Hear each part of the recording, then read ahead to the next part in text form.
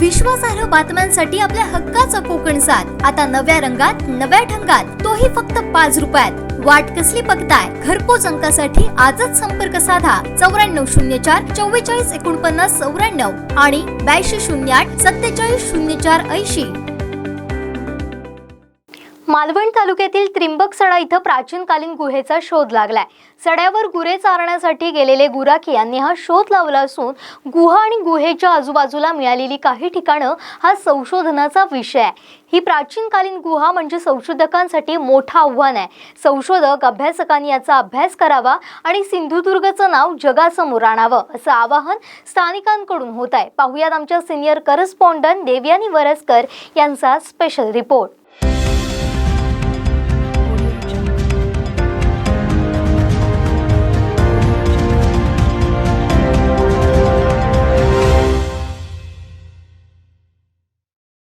सिंधुदुर्ग जिल्हा निसर्गाने भरभरून दिलेला असा हा जिल्हा। या जिल्ह्यामध्ये काय नाही आहे। एका बाजूला समुद्रकिनारा, दुसऱ्या बाजूला आंबोलीसारखा अत्यंत सुंदर असं थंड हवेचं ठिकाण, तिसऱ्या बाजूला सुंदर सुंदर मंदिरं आणि त्यातच सुंदर आणि अवीट असं मालवणी जेवण। पण तू याबरोबरच सिंधुदुर्ग जिल्ह्याने वेगळी अशी एक ओळख निर्माण केलेली आहे आणि ती आहे कातळ शिल्पांमधून। आपण बघितलंय गेल्या काही वर्षांमध्ये आपण मालवण तालुक्यामध्ये अनेक गावांमध्ये कातळ शिल्प आढळली आहेत आणि ते आपण बघत आहोत।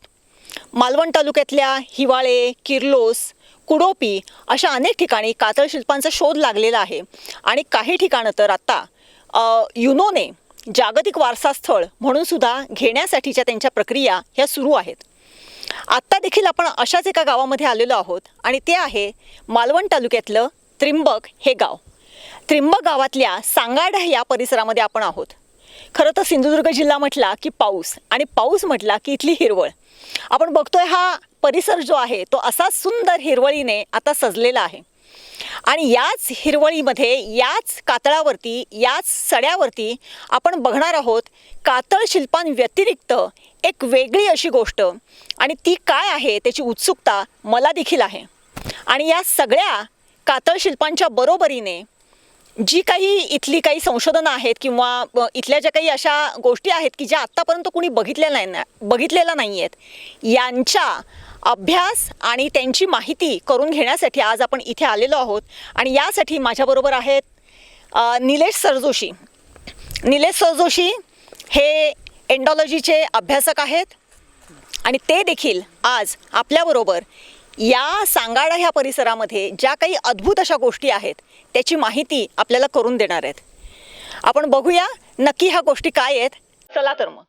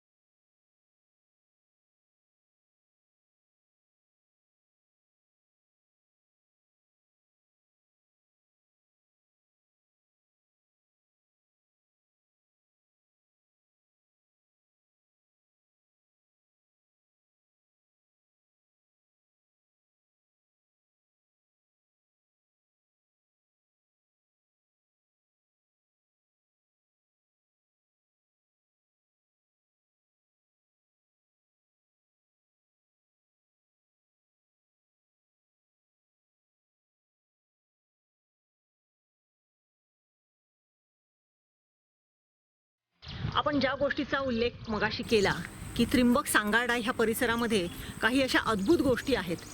खरं तर हा जो माळ आहे, हा सडा आहे, तो चालत चालत आता आपण जवळजवळ 6 किलोमीटर इथपर्यंत आलेलो आहोत आणि आत्ता आपण ज्या ठिकाणी इथे उभे आहोत या ठिकाणीच या अद्भुततेचं एक वेगळं असं वैशिष्ट्य आहे आणि ते हे की या ठिकाणी जिथे आता मी उभी आहे त्याच्याच खाली अत्यंत सुंदर आणि सुबक असं खोदकाम केलेलं आहे.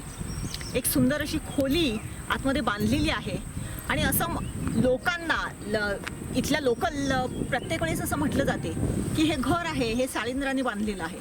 परंतु जेव्हा आपण आता ते प्रत्यक्ष बघू त्यावेळेस हे घर खरंच साळींद्राने बांधलेलं आहे की माणसाने बांधलेलं आहे किंवा माणसाने खोदलेलं आहे हे आपल्याला समजेल. परंतु इथपर्यंत येण्याचा जो प्रवास आहे तो मात्र तेवढाच खडतर आहे. बघूया चला तर.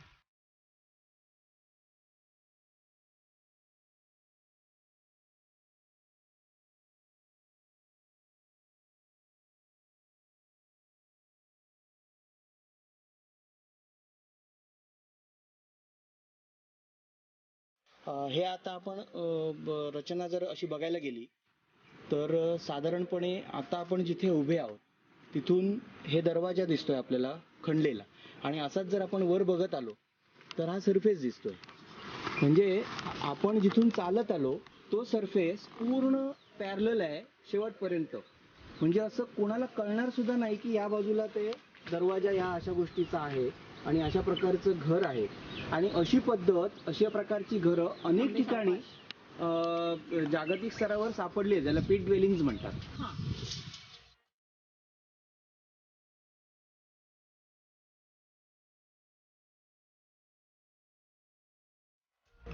आपण चालत चालत या भुयारापर्यंत आलेलो आहोत. खरं तर हे जर भुयार जर बघितलं तर ह्या भुयाराच्या तोंडावरती भला मोठा दगड ठेवलेला होता आणि असंच सांगितलं जायचं की मी मगाशी सांगितलं त्याप्रमाणे की हे साळींद्राचं घरटं आहे. परंतु प्रत्यक्षात जेव्हा या भुयारावरचे दगड बाजूला करण्यात आले तेव्हा आतमध्ये जे काय होतं ते अत्यंत अद्भुत होतं. चला आपण बघूया. तर आपण बघतोय आता हे जे काही घर म्हटलं जातंय किंवा साळींद्राचं भुयार म्हटलं जातंय त्याचा जो एंट्रन्स आहे तो अत्यंत छोटा आहे. जवळजवळ 2-1 फुटाचा एंट्रन्स आहे आणि जर आपल्याला जायचं असेल आतमध्ये तर मान खाली घालून असं हळू इथे यायला पाहिजे कारण सगळीकडे दगडं आहेत. बघतोय हे जे काही भुयार आहे ह्याच्या इथे एंट्रन्स वरती हे दगड होते ते दगड बाजूला केलेले आहेत आणि आता आपण आलेलो आहे तिथे अक्षरशः आपल्याला मानही वर करता येत नव्हती. परंतु इथे आपण पूर्ण माझीच उंची जवळजवळ 5 फूट 8 इंच आहे आणि वरती जवळजवळ 6-6.25 फुटापर्यंतचं हे भुयार खणलेलं आपण बघतोय. नक्कीच हे साळींद्राचं काम नाहीये, हे माणसाचंच काम आहे. आणि आपण जसं म्हणतो की हा जो काही परिसर आहे प्रागैतिहासिक असा हा हे जे काही उत्खनन आहे हे जे काही खोदकाम आहे ते आहे. आपण थोडंसं याचा जो काही उगम आहे किंवा हे कोणी शोधून काढलं हे तर खरं म्हणजे ते खरं बघणं हे अत्यंत महत्त्वाचं आहे. कारण हे जे परिसर आहेत हे या परिसरामध्ये जे कोणी गाई गुरं चरवायला येतात त्यांनाच हे माहिती होतात आणि त्या अनुषंगाने जर बघितलं तर या परिसरामध्ये गाई गुरं घेऊन येणारे ही जी काही मंडळी आहेत त्यांनी हे तर खरं भुयार शोधून काढलेलं आहे आणि त्याचं श्रेय आपण त्यांना देणं हे निश्चितच आवश्यक आहे. आपल्या मागचं बरोबर हे जे टनल आहे हे कदाचित दुसऱ्या गुहेशी पलीकडे कुठेतरी कनेक्ट होत असायला हवं. हे इंटरनल कनेक्शन असायला पाहिजे बरोबर असा प्राथमिक माझा अंदाज आहे. आणि हे जे उत्खनन हे दिसतंय आपल्याला हे जुनं असं आहे किंवा हे याच्यात काही शंकाच नाहीये. बरोबर कारण इथून काही अंतरावर आपल्याला माहिती आहे की जी कातळ शिल्प आढळलेली तर ती 10,000 वर्षापूर्वीची असल्याचं 100% पुरातत्व खात्याने सिद्ध केलंय. बरोबर. मग ती करणारी माणसं या ठिकाणी राहत होती का, अशा पद्धतीचा आपल्याला कुठे रिलेव्हंट लावता येतो का हे बघावं लागेल. नक्कीच हे जर बघितलं म्हणजे हे खोल्यांचं हे बघितलं इथली हाईट बघितली आणि एकूणच याची जर रचना जर बघितली तर नक्कीच इथे कोणीतरी माणसं राहत होती, वस्ती करत होती आणि आपल्या संरक्षणासाठी त्यांनी हे असं पद्धतीचं बांधून ठेवलेलं आहे जेणेकरून जंगली श्वापदांचा सुद्धा त्यांना हे होता कामा नये. आपण वर जाऊन बोलूया कारण इथे थोडासा आपला हे कमी पडणार आहे ऑक्सिजन.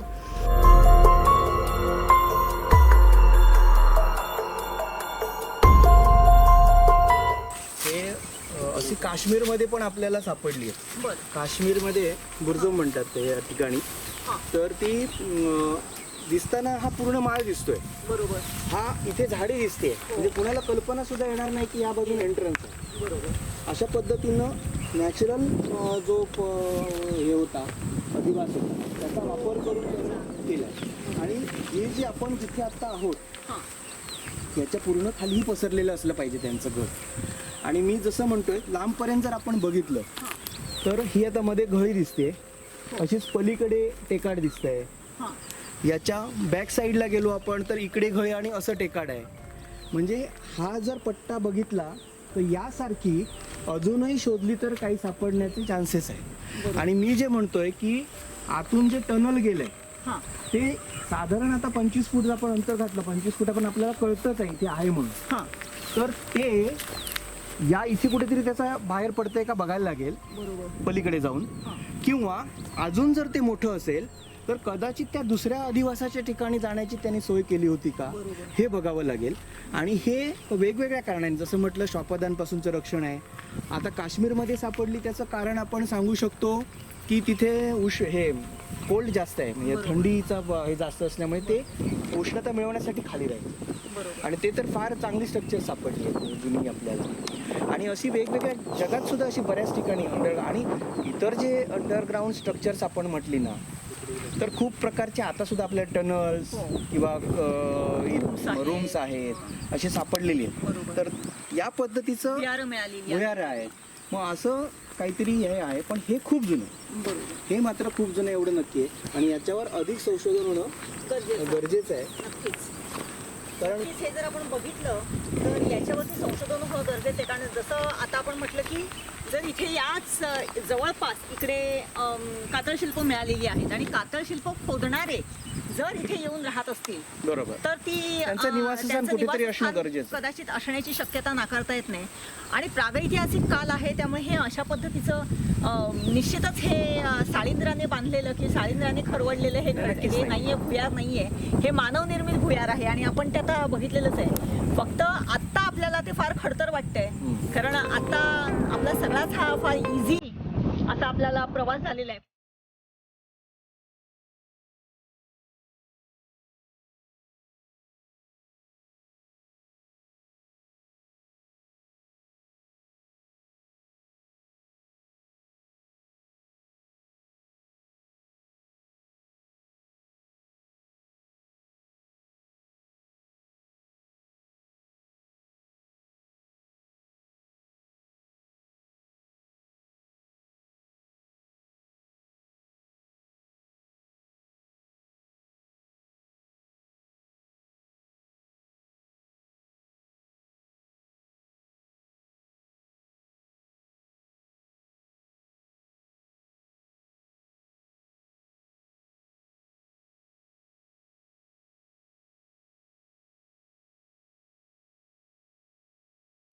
असं शक्यता असं शक्यता किंवा भुयारी मार्ग पण असू शकतो. ते सांगतो मार्गाचं हे असू शकतं. पण दुसरं काय, ते जे हे मिळालं ना गुहा, त्याच्या जवळ तसंच अन्य गुहा मिळण्याचे चान्सेस आहे. बरोबर. आता हे जर सापडलं तर याच्या आजूबाजूला असं काही जर मिळालं तर आपण त्याला पुष्टी घेऊ शकतो. बरोबर.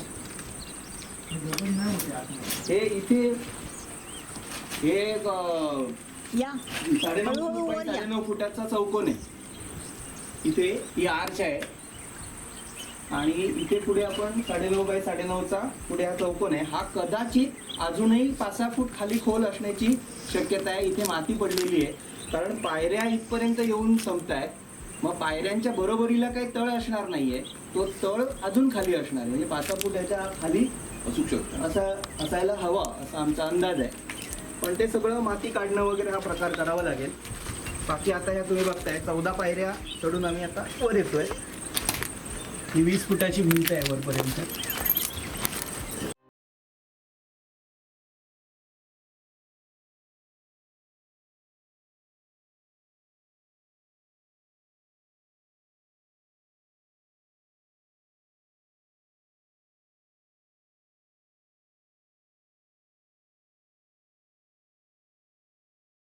आपण आत्ताच साळींद्राचं भुयार परंतु सारिंद्राचं नसताना मानवनिर्मित एक भुयार बघितलं आणि ते कसं अगदी पॉलिश छानपैकी खोल्या बनवलेल्या होत्या त्या सुद्धा बघितल्या. त्याच्याच जवळ आपण जर आलं तर ही आपल्याला विहीर दिसून आलेली आहे. आणि ही जी विहीर ज्यांनी शोधून काढली आणि या विहिरीच्या आजूबाजूच्या परिसराची ज्यांनी साफसफाई केली ते किशोर त्रिंबककर आता आपल्या सोबत आहेत. किशोरदा, मी तुम्हाला किशोरदा म्हणेन. हो चालेल. आपण बघितलं तिथे आपण एक छोटी ढोली किंवा असे खोली तिथे बघितलेली होती हो. आणि त्याच्या जवळच हे विहीर आहे. हो. विहीर जेव्हा तुम्हाला मुळात आधी या विहिरीचा शोध तुम्ही कसा काय घेतलात इथे? शोध म्हणजे आमचे पूर्वीचे जे राखणे यायचे सड्यावरती गुरं घेऊन त्यांना ही विहीर दिसली. हा मग त्यांचे म्हणजे पूर्वी त्यांना त्यांचं म्हणणं असं की ती पांडवकालीन विहीर आहे. हा मग पांडवांनी ती एका रात्रीतच त्यांचं खोदकाम केलं आणि जेव्हा कोंबडा हरवला तेव्हा ते अर्धवट टाकून ते गेले असे आम्हाला पूर्वीचे लोक सांगतात. बरोबर. मग ते बरेच वर्ष आम्ही येतो इकडे बघतो तर विहीर अगदी एकदम झाडं बिडं वाढलेली होती. मग आम्ही सगळं आमच्या मित्रांनी ठरवलं की साफसफाई करायची आहे विहिरीची. बरं. मग त्या हिशोबाने आम्ही साफसफाई केली आणि आता अशी व्यवस्थित दिसते. बरोबर. मग तुम्ही इथे म्हणजे थोडक्यात काय की पुन्हा एकदा हे जे इथे गुरं चारणारी लोक येत होती त्यांनी ही विहीर शोधून काढली. म्हणजेच काय की या सगळे हे जे काही प्रागैतिहासिक जे काही आपल्याला उत्खननं दिसतात किंवा अशा पद्धतीचे विहिरी किंवा अशा खोल्या दिसतात याचे खरे शोधकर्ते जर म्हटले तर हे गुराखीच आहेत असं म्हटलं तर वावगं ठरू नये. आणि आपण आता बघतोय की ही विहीर जी आहे किशोरदांनी सांगितलं तसं त्या विहिरीच्या आजूबाजूला जो परिसर आहे तो त्यांनी पूर्ण साफसफाई करून घेतलेली आहे त्या विहिरीची. आणि आता आपण प्रत्यक्ष विहिरीच्या ठिकाणी जर गेलो तर आपण बघतोय या विहिरीच्या इथे पायऱ्या आहेत. आणि किशोरदांनी सांगितलं तसं जी दंतकथा सांगितली जाते एकूणच पांडवांच्या संदर्भातली की पांडवांनी खोदायला घेतलं आणि कोंबडा आरवेपर्यंत म्हणजे तोपर्यंत त्यांना ते करायचं होतं परंतु इतक्यात कोंबडा आरवला आणि ते जे काही उत्खनन होतं ते तसंच टाकून पांडव निघून गेले तिथून. अशा अनेक ठिकाणी किंवा अशी अनेक दंतकथा या परिसरातल्या इथे सांगितली जाते. आपण एकूणच ही विहिरीची रचना आणि या विहिरीचा जो काही भाग आहे त्या संदर्भात आपण निलेशला विचारूया. निलेश, आता आपण बघतोय ही विहीर बघतोय इथे याच्या पायऱ्या बघतोय आणि त्या अगदी सुंदर पायऱ्या कोरलेल्या आहेत खालपर्यंत हे केलेल्या आहेत आणि तिथे आपण बघतोय अगदी चांगली कमान सुद्धा त्या विहिरीसाठी केलेली आहे. काय सांगशील याच्या संदर्भात? मुळात याची आता बघितलीस ना तर 20 फूट हे खोदकाम 20 फूट आहे. आता आपल्याला जे दिसतंय ते 20 फुटाच्या खालीही असण्याची शक्यता आहे. त्याचं कारण ते आपल्याला दगड मातीचे जसं त्या गुहेत आपण बघितलं बरोबर. की बाहेरून आलेलं दगड माती बऱ्याच वर्षांची बरोबर. ही त्यात साठलेली शक्यता आहे.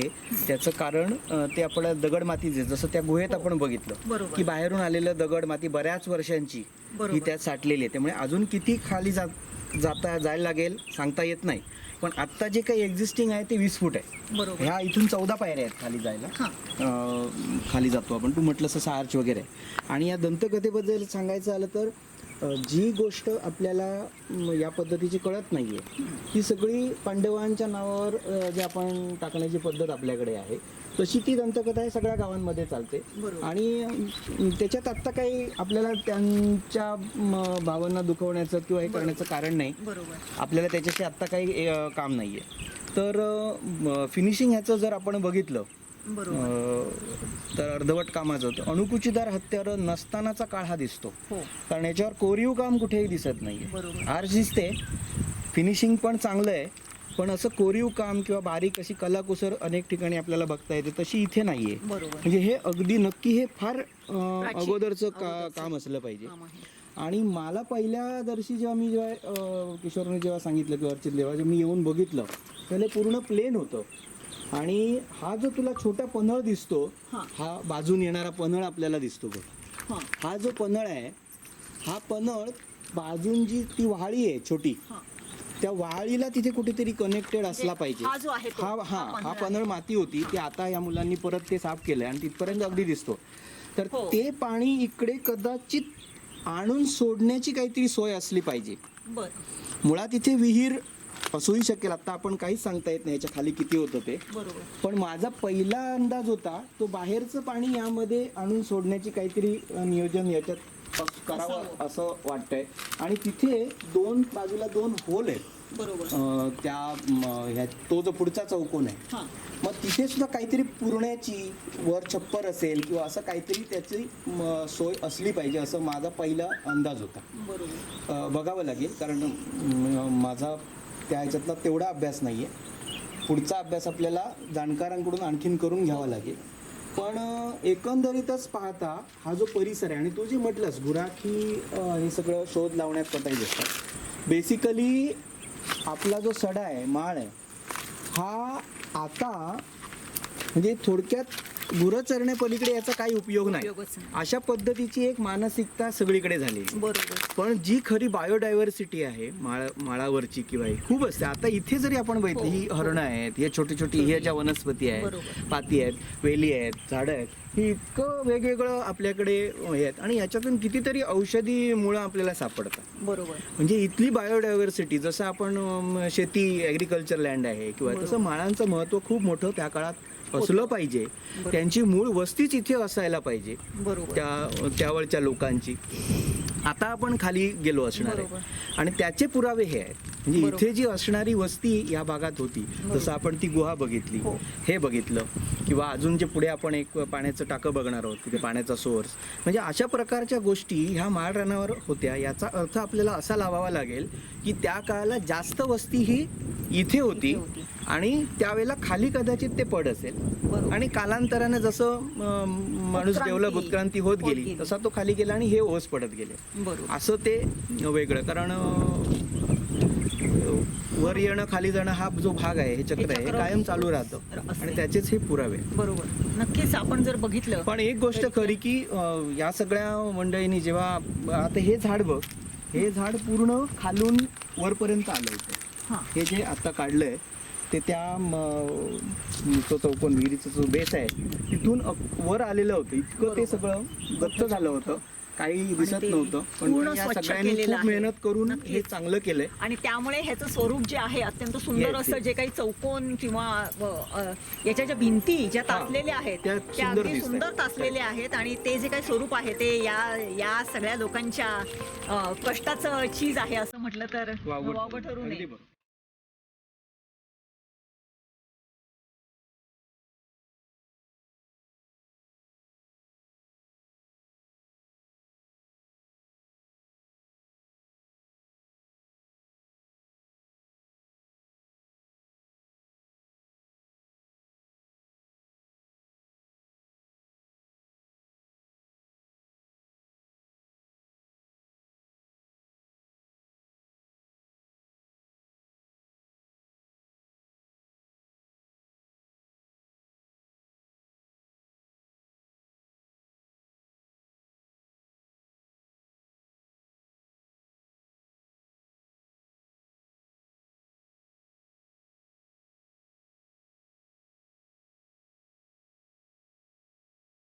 मगाशी निलेशने जो काही उल्लेख केला की ही विहीर असणं हे थोडंसं जरासं ते संशयास्पद आहे. खरं तर या ठिकाणी पाणी जाण्यासाठी जागा केलेली आपण त्या सुद्धा बघितली मगाशी. इथे जर बघितलं तर ही हरणं जी आहेत, ह्या हरणांच्या पलीकडे एक छोटासा व्हाळ आहे पाण्याचा आणि ह्या व्हाळाच्या इथून म्हणजे हे जे काही व्हाळाचं पाणी येते त्या व्हाळाकडून जर आपण बघितलं तर हा एक छोटासा चर जो आहे, हा आपण चर बघतोय, हा आपण छोटासा चर बघतोय. हा जो चर आहे हा पूर्ण इथून खणून इथपर्यंत आणलेला आहे आणि हा अगदी व्यवस्थित खणलेला, म्हणजे ह्या कातळामध्ये अगदी व्यवस्थित खणलेला असा हा चर आहे छोटासा. आणि हा जर बघितला तर ह्याचं हे जे पाणी आहे हे इथून येऊन इथे तर एकतरी गेलेला आहे, नाहीतर इथे पुढे येऊन पुन्हा हा त्या पूर्ण पायऱ्यांपर्यंत हा जो काही चर आहे तो गेलेला आहे. म्हणजेच काय की थोडक्यात की त्या वहाळाचं पाणी कुठून तरी येऊन ते त्याला उतार देऊन या खोलगट भागामध्ये सोडण्यासाठीचा प्रयत्न केलेला आपण बघतोय आणि त्याच्यासाठीच हे कदाचित हे जे काही चर आहेत छोटे ते 2 हे खणलेले असतील. अर्थात त्याच्यासाठी सुद्धा म्हणजे आपण हे सांगणाऱ्यातले आपण काही तज्ज्ञ नाही, याचं निश्चितच भविष्यामध्ये कधीतरी संशोधन होईल आणि हे नक्की चर कसले आहेत हे सुद्धा उजेडात येईल.